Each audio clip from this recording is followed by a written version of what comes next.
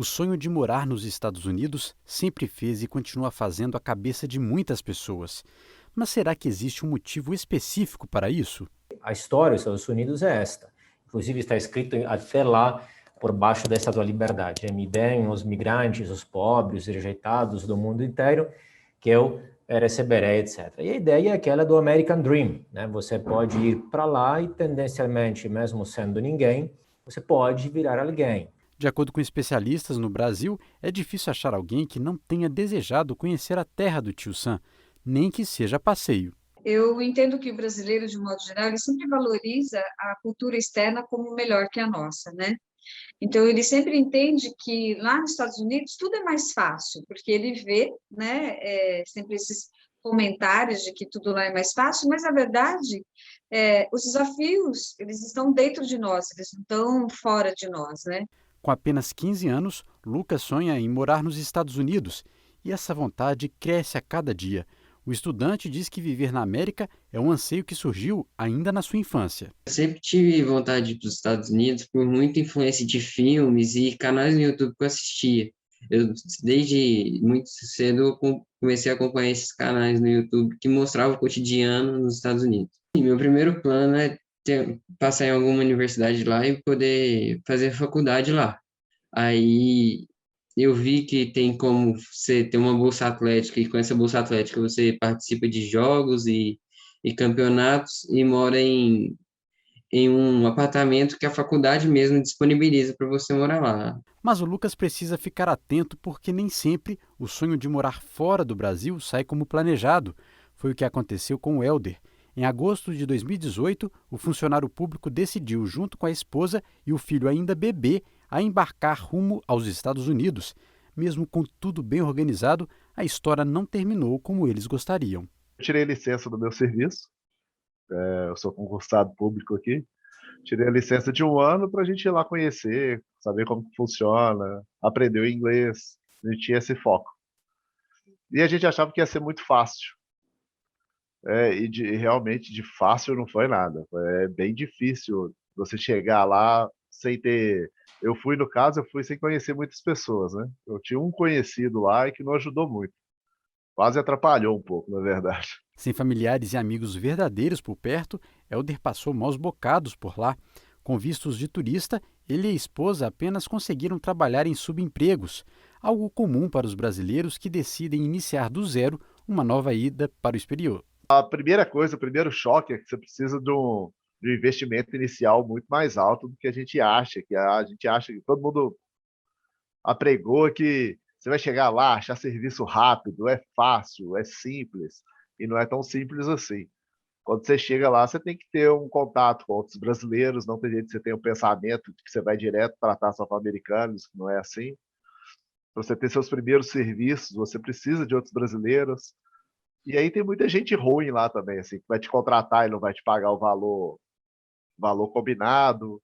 Eu até que não tive esse problema, mas isso é muito recorrente lá. Dados divulgados pelo Ministério das Relações Exteriores apontam que os Estados Unidos têm hoje quase 2 milhões de brasileiros. É a maior comunidade verde-amarela no exterior. E para sobreviver, os sul-americanos muitas vezes se submetem a situações que os estadunidenses jamais topariam. E isso tudo por causa de dinheiro. Aqui ela não se sujeita a fazer qualquer coisa, mas um outro país, como tem essa ilusão de que vai ser melhor, ela consegue ultrapassar esse limite do ego dela e se sujeita a isso, porque afinal de contas está ganhando em dólar, e assim, não, agora eu vou trabalhar num subemprego, mas daqui a pouco eu vou ter um emprego melhor, né? E isso e aquilo. E se você for ver, aqui também, se você se esforçar, você chega lá. Claro que os pesos e as medidas são diferentes, porque nós estamos falando de culturas diferentes, mas é o mesmo contexto. Só que aqui, se houver um subemprego, a pessoa não vai aceitar, e lá ela aceita. Trabalhos como faxina e construção civil, que exigem força física, por exemplo, são serviços pouco procurados pelos americanos, e ainda não estamos levando em conta as condições climáticas totalmente opostas às nossas. O Samuel mora nos Estados Unidos há 2 anos. Para ele, aceitar um subemprego não desvaloriza ninguém. Esse seria o lado ruim de morar aqui, né? E vamos dizer assim, que o aluguel, que é pela proporção que se ganha aqui, é totalmente pagável. Mas ainda assim é bem puxado. E é algo que o desejo de muitos aqui é poder adquirir um imóvel próprio, para poder sair do aluguel, né, e ter um bem. Mas a história é diferente para cada brasileiro. Antes dos ataques terroristas de 11 de setembro, era mais fácil acessar o território norte-americano legalmente e conseguir uma cidadania por lá. Muita gente conquistou bons empregos naquela época. O Clóvis é de Belo Horizonte e hoje também cidadão americano. Trabalhando como assistente de tecnologia, alcançou o que muita gente sonha. A forma que eu consegui trabalhar nos Estados Unidos que não fosse relacionada ao subemprego foi através da legalização, que na época, felizmente, a lei estava aberta para a legalização se você conseguisse um patrocinador na área que eles estavam pedindo, que no meu caso foi através da cozinha, como cozinheiro. Na época que eu entrei nos Estados Unidos, existia um mercado de trabalho para o imigrante, a lei estava aberta para o imigrante. No momento não existe essa possibilidade. E os desafios de morar nos Estados Unidos não param por aí. O Helder ainda passou por outro perrengue enquanto vivia por lá. Meu filho tinha 1 ano de idade. E aí teve um dia que ele teve um inchaço no rosto. A gente ficou preocupado, foi numa emergência lá. Nessa emergência, o hospital infantil, fomos super bem atendidos, tal. Eles atendem, põe um tradutor junto, super bem atendido. Mas isso tem um preço, isso não é tão gratuito assim, não é tipo no Brasil que você vai num SUS e você resolve. No Brasil pode demorar, mas resolve. Além dos problemas de saúde, mais um susto. Só que dessa vez a surpresa nada agradável apareceu um mês depois na casa do Helder. A conta a pagar. $1.500. Isso é uma facada. E a gente ficou o quê? 10 minutos no atendimento. A médica chegou, atendeu, viu as coisas e falou que era uma virose, passou um antibiótico e a gente foi para casa. Quando menos se espera, chega 2 meses depois a conta do médico, porque 1.500 é só o hospital. Aí veio mais 500 do médico. Então, tipo assim, para um atendimento que gastou 10 minutos, $2.000. Sem um sistema de saúde público no país, americanos e estrangeiros precisam desembolsar ainda mais dinheiro para questões básicas de cuidados pessoais. Alguns ainda insistem em dizer que é possível pagar com tranquilidade a conta, mas o Helder discorda. Vai ter muita gente que vai falar que dá para fazer, que dá para negociar, mas só que essas negociações tudo interfere no seu nome quando você está lá dentro. Porque lá o sistema financeiro é tudo muito unificado.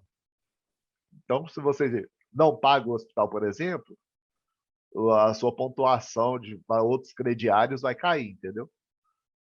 Se depois a pessoa pretende comprar uma casa, coisa assim, ela vai ter menos pontos, vai ser mais difícil. Então, quando a gente tinha muito na cabeça de fazer tudo bem certinho, assim, sabe? Para quem ainda quer ir para a América, isso não é um grande problema. O Lucas, por exemplo, não desistiu de um dia ir embora para os Estados Unidos. Estava pesquisando esses dias sobre isso e eu não sabia que até o sistema de saúde não era público, seria particular. Eu penso nisso, mas mesmo assim não me tira a minha vontade de ir para lá. É um malefício muito grande mesmo, mas eu acho que tem mais pontos positivos do que negativos. Com tantos desafios para enfrentar na terra do Tio Sam, será que ainda compensa largar tudo no Brasil para viver fora? Esse desejo que muitos brasileiros alimentam contribui para a economia norte-americana, é o que afirma o especialista. Do ponto de vista econômico, há um consenso enorme na literatura da ciência econômica, que é a imigração, ou seja, a chegada de imigrantes do ponto de vista econômico, gera um resultado positivo para a economia de qualquer país. Os imigrantes geralmente não roubam empregos, geralmente eles complementam a mão de obra local. Por quê? Porque geralmente, em média, eles estão no topo e na base da pirâmide profissional, fazendo estes chamados subempregos ou empregos na elite do ponto de vista profissional falando. Por outro lado, a ideia de mudar do Brasil para os Estados Unidos parece positiva para quem vai. A ideia de construir uma vida melhor lá fora alimenta sonhos e egos. O ponto é querer fugir dos problemas daqui. Até para mudar para outro país é preciso maturidade e foco para enfrentar uma vida muito diferente da nossa. Por mais que estejamos num país que possamos gostar e ter afinidade, mas tem um desafio muito grande, que é absorver aquela cultura como sendo nossa.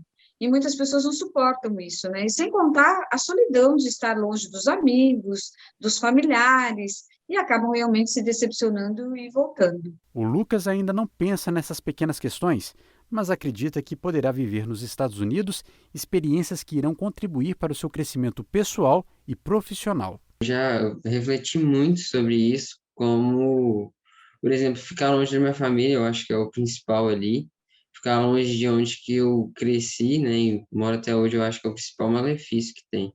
Para o Samuel, que está lá, a vida segue correndo bem, mas as dificuldades não deixam de existir e nunca deixarão. Eu posso se dizer que é ter que abandonar a família no Brasil, o que muitas pessoas têm que fazer, abandonar os amigos, os parentes, para poder ter que encarar a vida aqui, porque por mais que o país ele te proporciona uma vida muito, muito boa, mas muitas das vezes não compensa. No fundo, é preciso coragem. Quem deixa o Brasil pela razão que for, enfrentará problemas diferentes dos encontrados aqui. E o Helder aprendeu bastante, mas ele acredita que no futuro as coisas poderão ser diferentes. Para nós valeu a pena voltar por causa da questão de saúde. Então, para nós, a gente não arrepende nem um pouco de ter voltado. A gente pretende ter novas experiências no futuro, mas sempre trabalhando dentro dessa parte assim, do visto mais legal, sabe? Para a psicóloga, é preciso ter os pés no chão. Sair do Brasil pode soar positivo, chique, mas nem todos estão prontos para isso. Se for para lá, faça isso com muito pé no chão, para que vá e realmente cresça lá. Porque se fica, como muitos casos que eu conheço, vai, volta, nem cresce aqui, nem cresce lá, né? E acaba se decepcionando, frustrando, e começa, às vezes, até a entrar em depressão, porque acha que não tem opção de viver melhor. Mas, às vezes, não está no país, está dentro da pessoa.